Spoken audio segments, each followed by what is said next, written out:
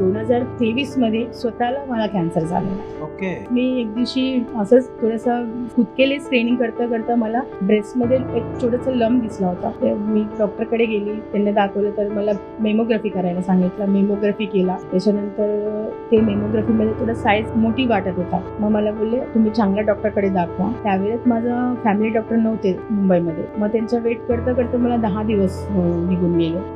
त्यांना फोन करून विचारला असं मला प्रॉब्लेम आहे, मग काय करू. त्यांनी एक ऑन्कॉलॉजिस्टचा नंबर मला दिला होता. त्या मॅडमला फोन केला तर ते मुंबईमध्ये अवेलेबल नव्हता. मी काय करू, 15 दिवस होते, अजूनही माझं काही होत नाही. म्हणून मी माझ्या जवळच्या एरियामध्ये एक गायनेकॉलॉजिस्टकडे गेले होते. त्यांनी सांगितलं मला तू एक काम कर, आपण तुझं बायोप्सी करू, ते लंब काढू आणि टेस्टिंगला पाठवू.